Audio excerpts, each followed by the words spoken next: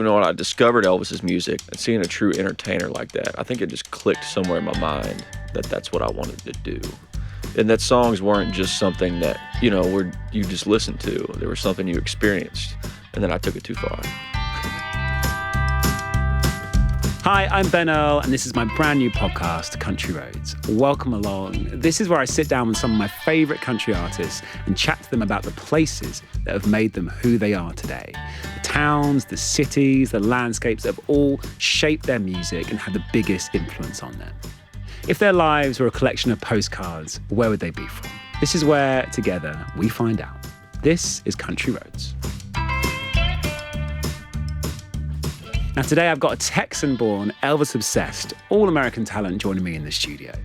Drake Milligan is the definition of an old soul, but his new take on neo-traditional country is what's making him stand out from the crowd. Despite landing acting roles as a teenager, the pull of music was just too strong for Drake. And you can really hear the influence of his two musical heroes, George Strait, the king of country, and Elvis Presley, the king of rock and roll. You can hear both of those massively in his music. But he's worked so hard to create a sound that's all his own, and that's what's got country fans so fired up.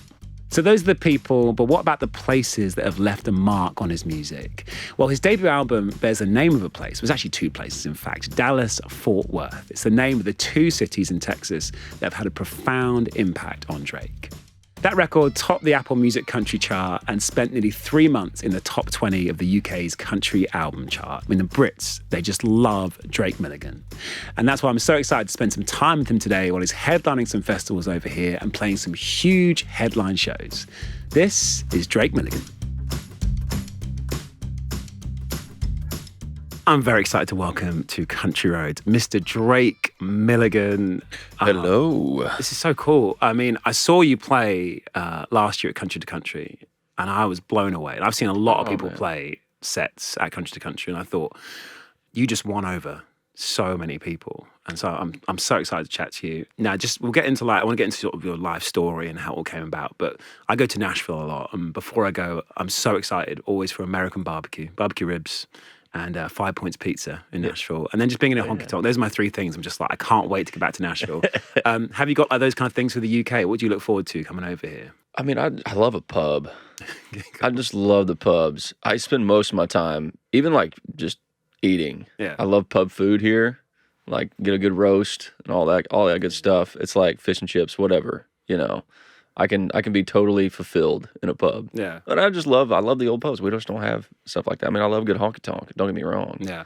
But something about it. It's such a different British thing. pub is awesome. Yeah. And I love the old, the whatever, pump tap beer. Yeah. For some reason, I love it. Guinness? No, not Guinness. Like the old, I don't know what it's like. I guess the cask beer. Oh, okay. Yeah. The older style stuff. Yeah. It's like everything I shouldn't like. It's like warm and you love the bitter kind of, that kind of stuff. I like it for some reason. I don't know why. I'm like a, all American. Like, give me a Miller Lite or something. Oh, man, maybe an old soul, an old English soul. But for some reason, I like that beer. It's something about something about it. I like it. I don't know. Wow, I don't. I'm not. No, I feel really bad because I should, because I'm British. There's an amazing pub in London next time if you have time called Waxy O'Connor's. Okay. It's right in the middle. It's an old sort of Irish pub. It's got this old tree they brought from Ireland, which goes from the bottom floor all the way up to like the fourth floor, and it's like being in Lord of the Rings. It's the coolest pub if you have time. What was it again? It's called Waxy O'Connor's. Okay, Waxy O'Connor's. It's really, really cool. I gotta check that out.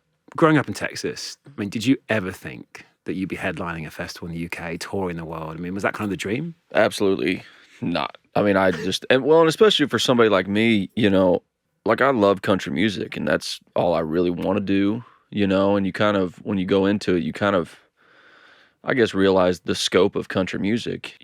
There's very few that break out into this worldwide thing. And I guess I was just kind of ignorant to the country music fan base here, really, is what that was. Because I didn't realize how much fans over here really truly love country music and love, like I do, respect the history of it and want to learn about the history of it and kind of like revere those artists that really, made an impact in country music like I do.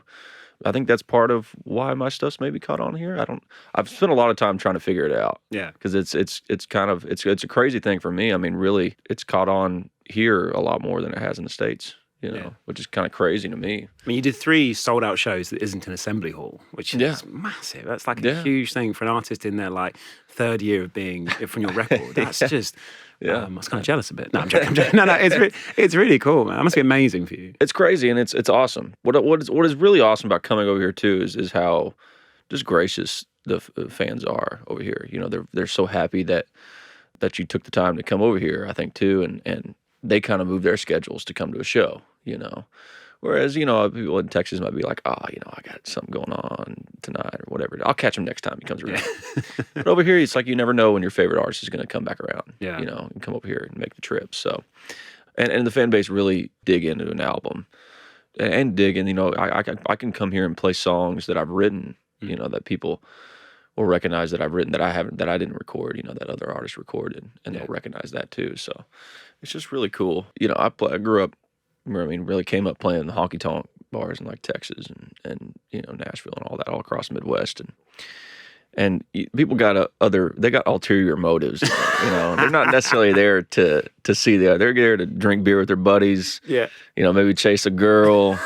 Which is part of the magic of it. Don't get me wrong. I got a lot of songs about just that, It's funny. But it is fun having a kind of captive audience, A lot of my friends ask me about Nashville, and they think it's sort of just people lay back in chairs. Just sort of go, you cannot understand what it's like. You walk downtown, you go to any of the honky tonks anywhere in Nashville, particularly. It's everything you just described.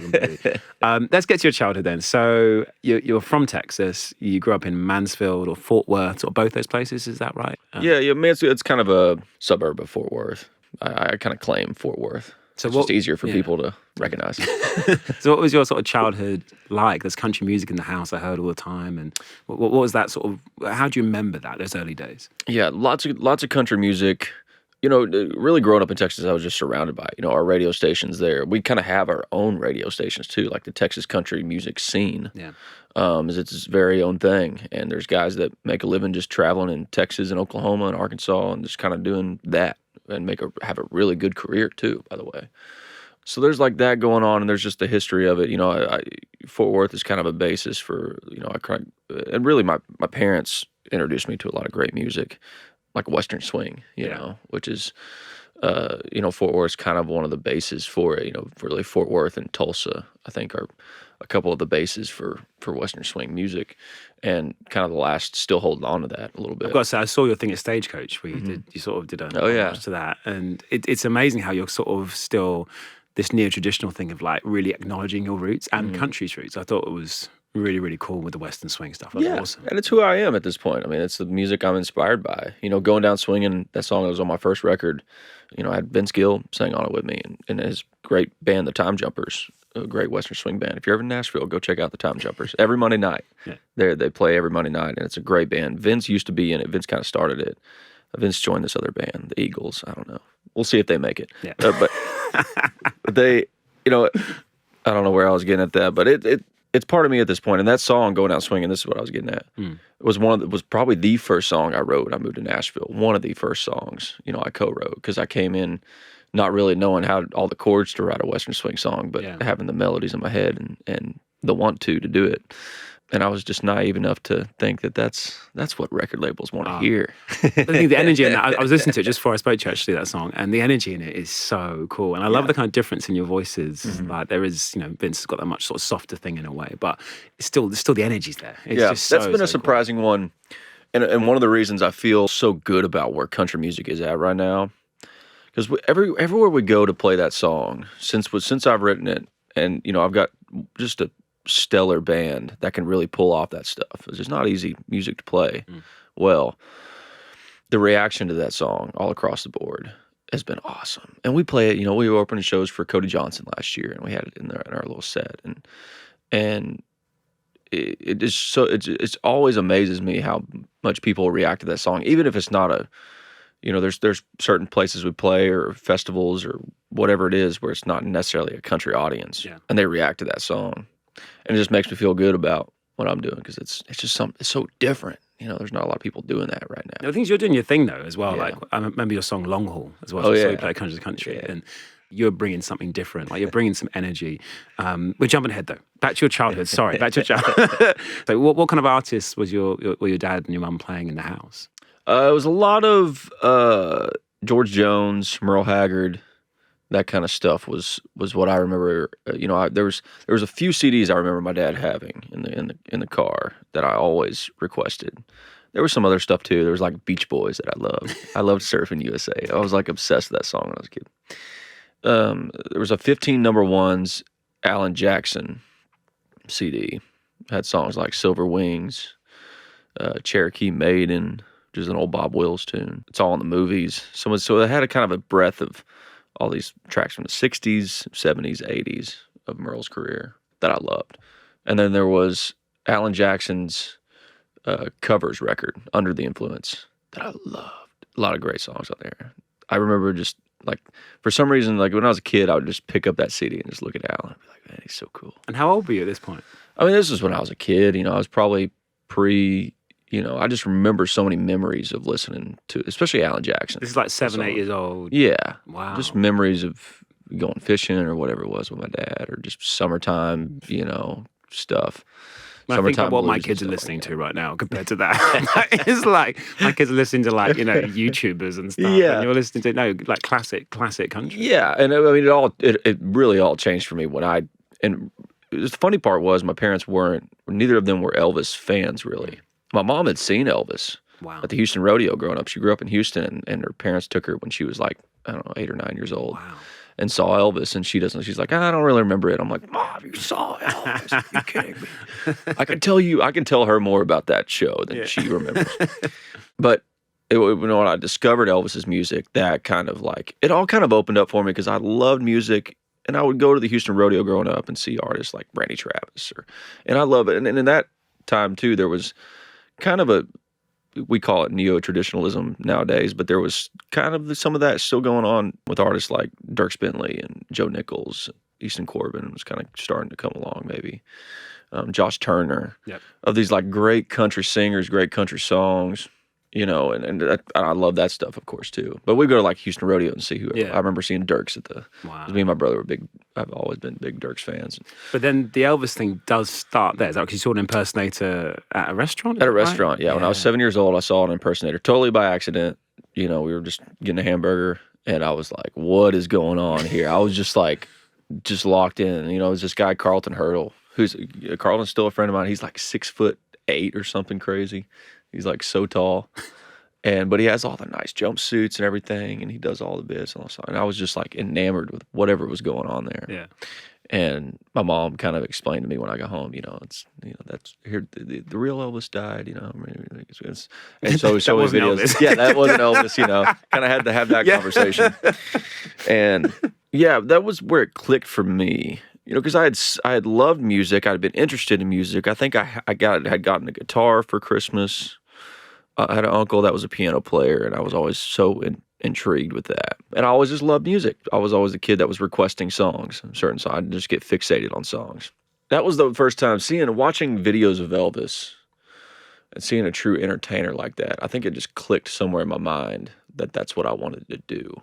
And that songs weren't just something that you just listened to. They were something you experienced. With a singer like Elvis, he had a way of really bringing the audience in. And even for somebody like me, who was born 20 years after he died, I can watch a video of him and really just feel the experience of the song. Yeah. For something just kind of clicked in my brain there that it was something that I could do even, and that I really wanted to do. And then I took it too far. So were you just sort of impersonating him as a kid, just like went a bit, were you like talking like him and stuff as well all the time? Or? Well, it was kind of a fun thing. I mean, it started out kind of cute, where I was dressing up as him for Halloween, and I had the horrible wig and like cheap jumpsuit and everything, and then it turned into me doing, I would just for my family do like lip syncing on the coffee table, and everything, like, dancing around, and then I got like a karaoke machine. My mom got me. My brother, my poor brother, had to listen to that all the time because it was bad for a long time. But I would just focus on those tracks, and then my sweet mom, man, she would just, she kind of fed it. She just kind of went with it. Yeah. And she made me my first Gold Lame jacket. And Wow. like would buy me jumpsuits whenever I would grow out of them in 6 months. It's like. she saw the passion there for whatever it was and went with it. And was that everything for you? Were you doing sport as well, or was it just all music? All No, I was Elvis? playing. I played like every sport growing up. You know, I kind of had a normal outside. I was known as the Elvis kid, and because I would early on I would dye my hair black. Wow. You know, I was kind of known as the Elvis kid. I was outside of that had a normal life. I played basketball. I played baseball. I played football. I ended up playing golf like middle school and high school. That's what I kind of settled on. And when I wasn't doing the Elvis thing, I was out hunting with my dad and my brother, you know, or out fishing or something. So outside of that, it was a pretty normal life. And then I would just go off like summertime, especially, or on the weekends. You know, I'd travel. And once I got into really singing, and my voice changed, I was like, hey, I'm actually kind of pretty good at this. I would start going to like all these Elvis festivals, and it's fun. You know, me and my mom would travel, and it was a fun way for us to do stuff together and make friends. We had made friends all across the country. You know, we would go up to Canada, do a huge Elvis festival up there. And we had all these friends, you know, that we're still friends with and still talk to. There's a whole community out there, all these Elvis festivals. You've been performing for a long time then. Like, you must have done thousands of shows already. Like, probably, you know, it's a totally different thing when you start doing your own music, you know, because I think I was already, you know, going out through high, because I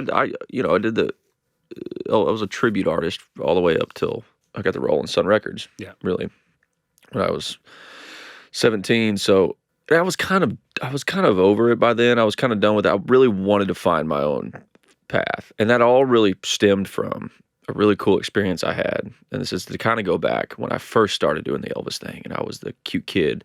I had written this paper in the 3rd grade about my dream vacation. I'd been on a cruise with my mom, and I knew I loved that, and I loved Elvis. So I was like, what about an Elvis-themed cruise? That's my dream. And, of course, my paper was extravagant. They give everybody jumpsuits or something. And my mom, I heard on the radio, like, the first ever Elvis Presley cruise is happening. Check this out, you know. And so we went. She got tickets for us and surprised me with tickets. And, wow.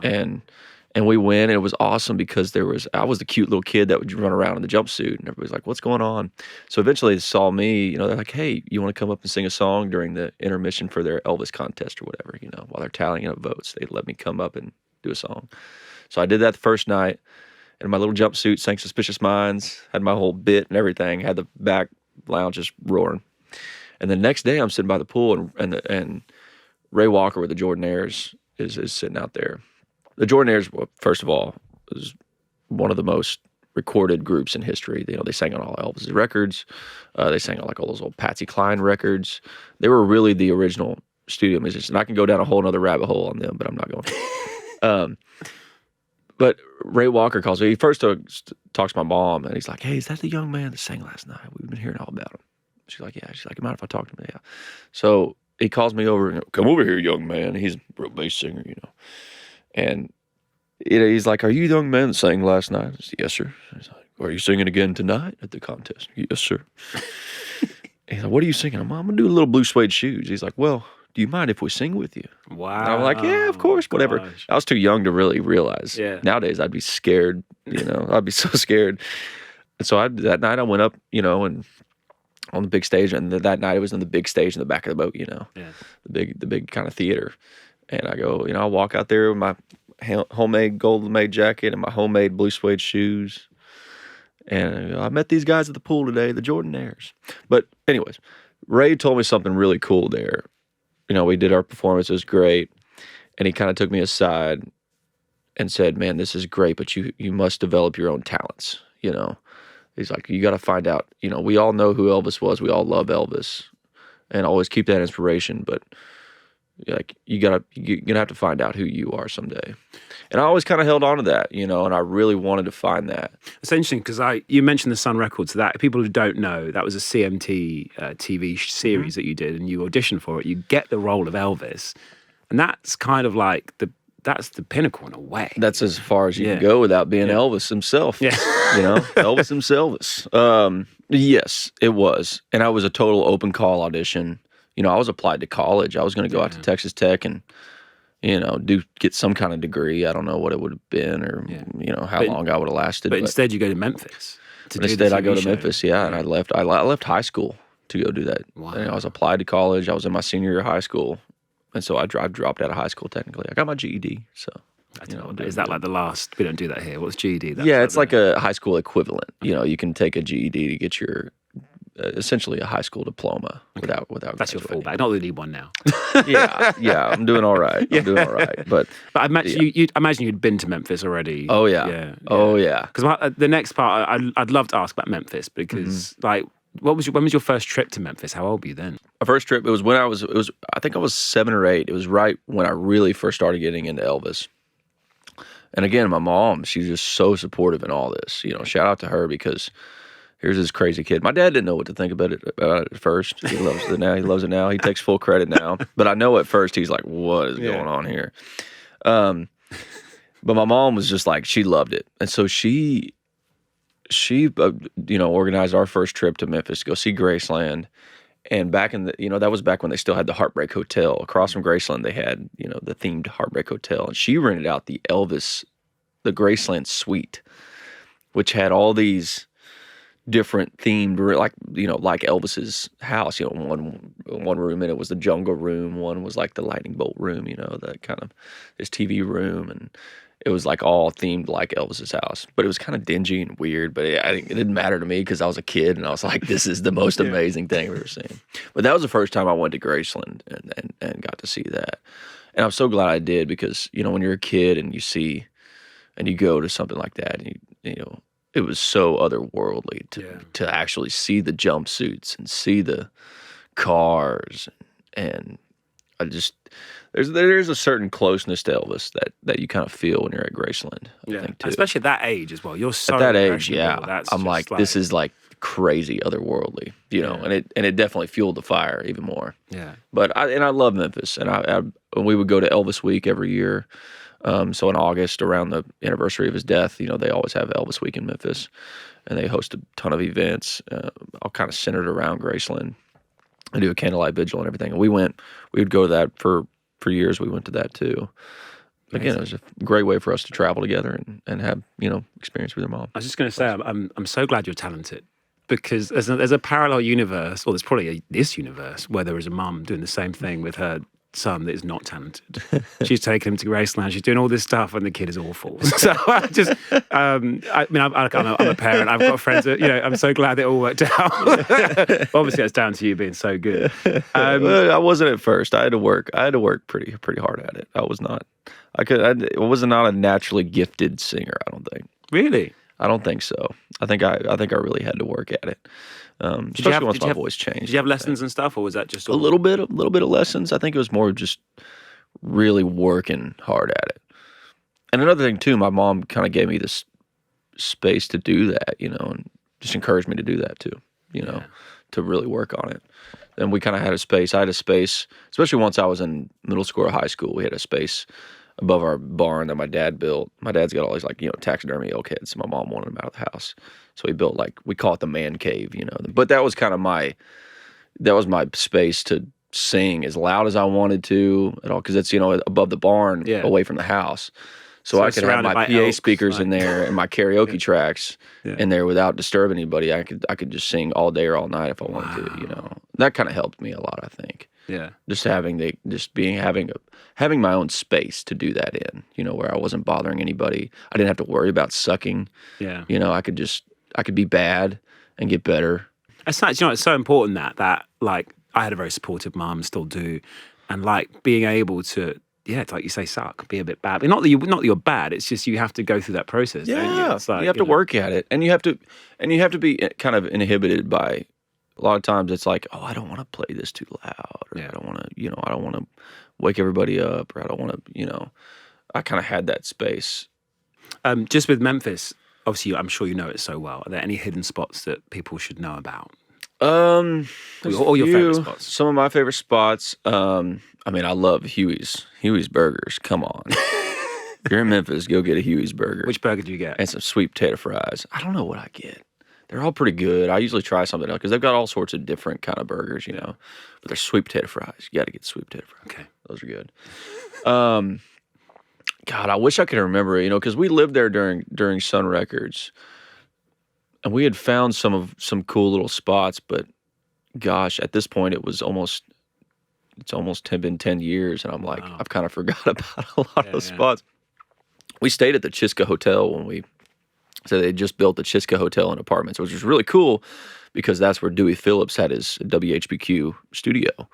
Was in the basement of the Chiska, and that famously, I mean, we portrayed it in the show. We had Keira O'Donnell play Dewey Phillips, but that was the first ever guy to play Elvis on the air. You know, that was where it all blew up. He played, you know, Sam Phillips brought in "That's All Right, Mama." He played it, and that was the famous story about people calling, and he played it like 10 times in a row, Wow. and then it was like boom from there. You know, but that all happened. We were staying in the building that it all happened in, which was kind of just freaky and cool. Are you one of those people that can kind of feel that energy?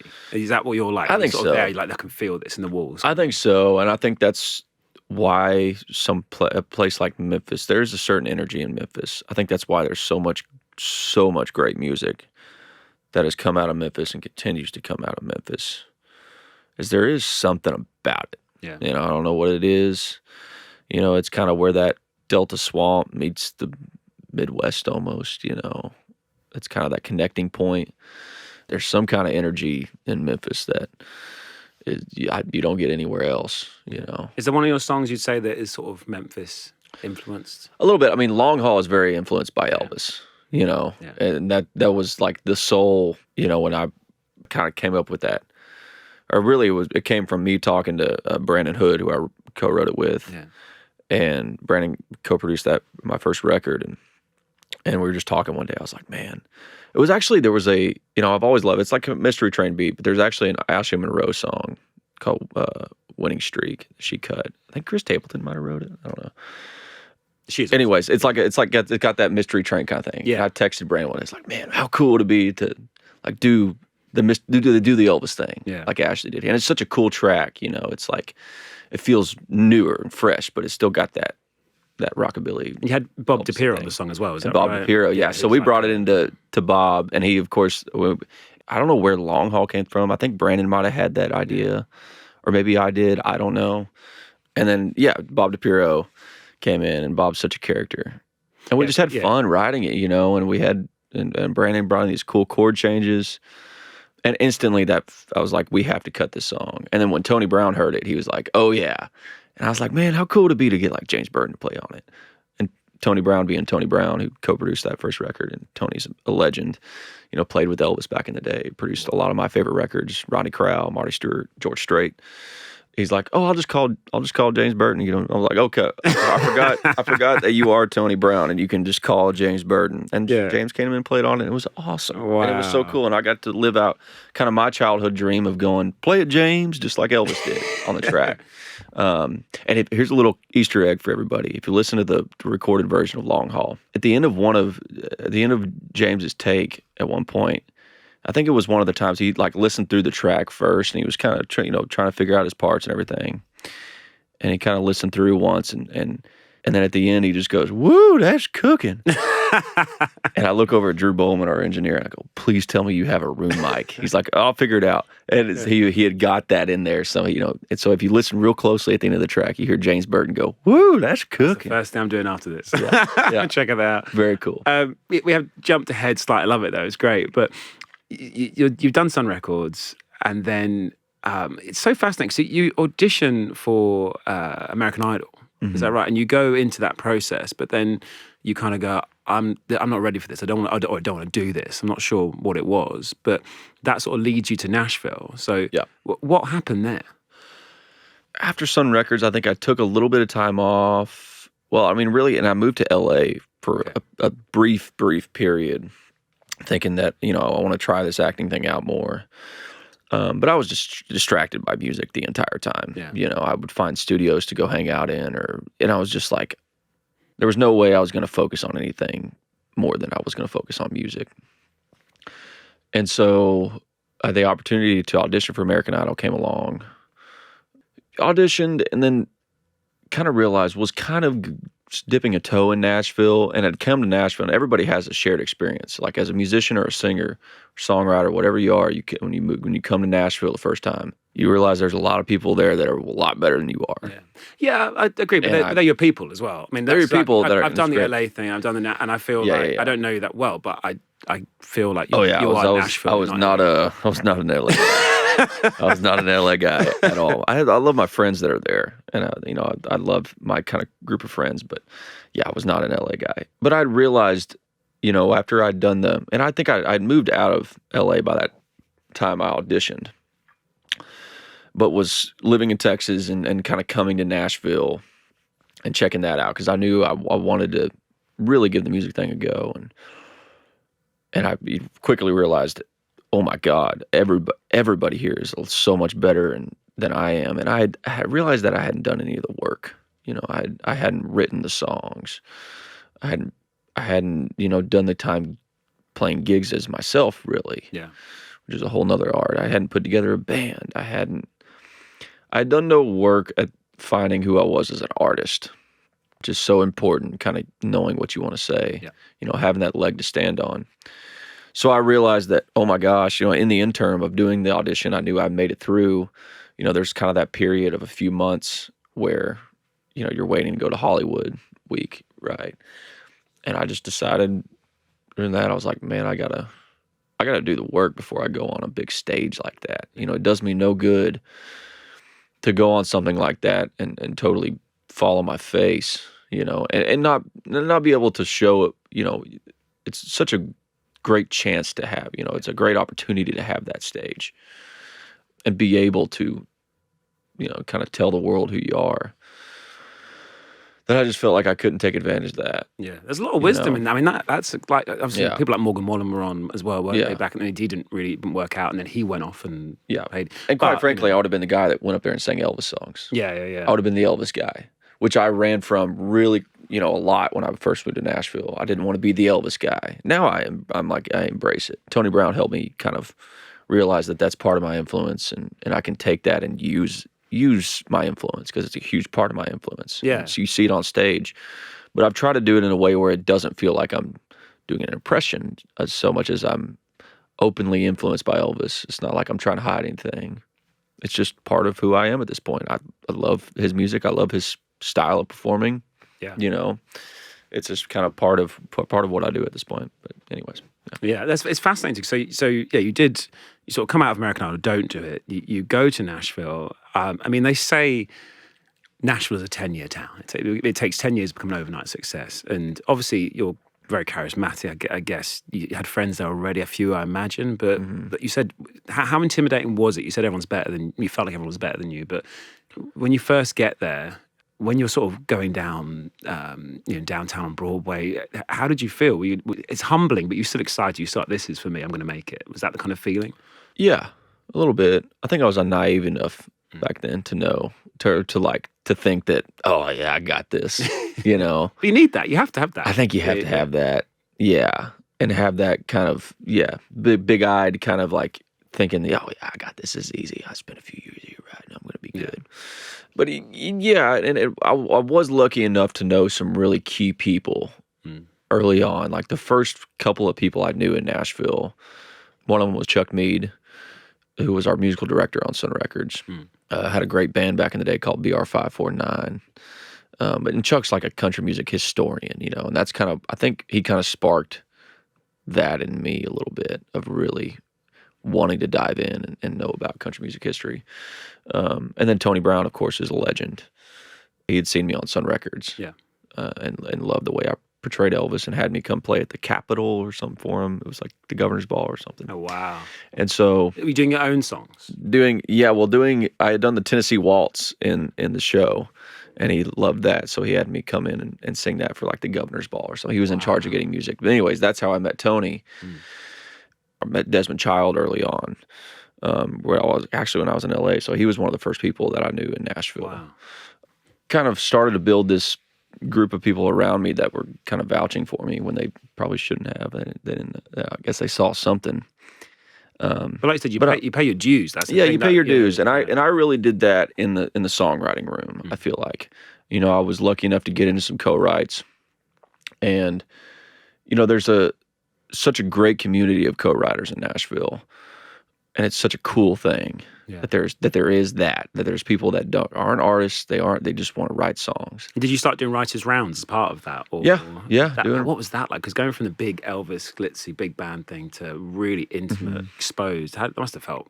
weird but amazing? Or? Yeah, it's again, it's just an all learning process, but the write arounds are fun because it's like you can write something and immediately go play it and get it some kind of reaction. See if people, and you can kind of tell when people are polite, golf clap, or people really are into it. Golf clap, love that. Yeah.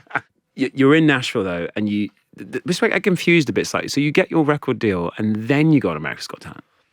Is that Yes. right? That must have been because listen, when you go on, I watched the performance, and it's like you are so ready for it. Like you said, you paid your dues, you've not done American Idol, then you go on that stage, and I mean, how did that feel recording that? Because you see the reaction in the room, Simon Cowell and everyone there. Was that like, yeah, I made the right decision. This is my time now. I think so. Yeah. I think so. I mean, I signed my record deal with Broken Bow, and it was a developmental deal in 2019. And it is that thing, everybody thinks that once you got a record deal, it's like, this is it, baby. Head to the big time. And let the money start flowing. Yeah. But it's not like that. What that allowed me to do was to have, just people behind me in town. And that allowed me to get in some great songwriting rooms too, and really learn from great songwriters and be able to write some good songs and be a part of some good songs. And that was all part of me finding out who I was. That was really where I found what I feel like would be my sound, was in the writing room. And I felt like I could take songs and add my influences into them, my kind of unique set of influences into them in a way. So, we had cut most of that first record kind of pre-COVID almost. Yeah. Of course, 2020, COVID hits. And we're kind of like, I can't release a record, in the middle of all this. We released an EP in 2021 that had a few of those songs on it from that first album. And again, it was still kind of a weird world where playing shows was difficult. Getting to do TV spots or anything was super difficult. It was just a hard time to come out as a new artist. Yeah. So there wasn't, I was kind of looking for some way to break the ice and get out there. Were you slightly conflicted about doing it or not? Was it just I was absolutely conflicted about doing America's Got Talent because I had done the American Idol thing, and I thought, man, what does it look like for somebody that's probably like, I'm not ready. But it was a way for me to say, okay, I am ready. I know who I am as an artist. I made it very apparent the reason I left. This was me saying I am ready. And also, too, who talked me into it was Gene Simmons. Gene Simmons talked me into it. Yeah. Gene's is good friends with my manager. And we had this kind of big meeting in the minds, trying to decide if we wanted to do the show or not. And because I was skeptical.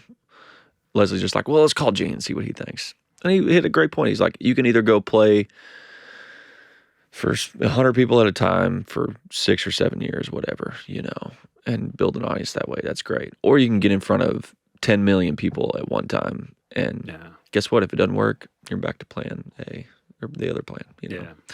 And it made a lot of sense to me, and it was great. It was a great opportunity for me, because I had a great team behind me, and I was able to go on that show everybody who I was, play my songs, have my band, tell my story, and then at the end of it all, I put out a record that I could stand behind, and that was a full show. I could go play all those songs, and it felt like a great show. And there's dips and turns, everything sounded, it all made into a great, 90-minute set. Yeah. And I had a great team behind me to go capitalize on that opportunity, of having that, because you get that spark from those shows, and it's pretty, we live in a world that moves on pretty easily. So, we've done a great job of keeping that spark going and just building on it, coming out here and building on the audience. I've got to say as well, that's the thing for me, like I've watched a lot of people who've had something, a big hit, and they're just not ready. Like your live show is just, you're so accomplished because of all the years you've done the work and stuff. I'm not just saying that. I wouldn't say it. I would just say nothing. Just before you go, I'd love to chat more, but you do have to go. You got your big show tomorrow. We just do some really quick fire questions, just like one word answer. Yeah. So the place you'd never been to but would love to visit. I would love to go to Japan. Everyone says that. Yes. It's always Japan. I'd love to see Japan. Me too, I haven't been either. The place you most like listening to music, your favorite kind of spot? The bathtub. Really? Yeah, I've got like a great set of speakers in my bathroom. Do you? Great speakers. I love just sitting in the bathtub, turn off lights, and just putting on a record. Where are the speakers? They're like kind of like positioned out. It's like nice where they point towards the bathtub. Yeah, That is luxurious. it's great, Yeah, and it's just admire. like you can kind of. It's a great way to unwind. And I'll put on like Sinatra or something like You just lay that. in the bath and just listen to Yeah, it's amazing. Do you check your mixes in there? Do you? Yeah, sometimes. Yeah, Carve, yeah, isn't it? Yeah. sometimes. And then just lastly, the place you feel most yourself. It's a good question. I'd like to say on stage, I would like to say that, but most people who know me know I'm not that guy all the time. But I do feel like that's a great version of me. The guy on stage is very confident and is a really great version of me. Yeah. But I'm just not that. Off stage, I'm fairly quiet usually, a little reserved, and I love to be alone. Really? Okay.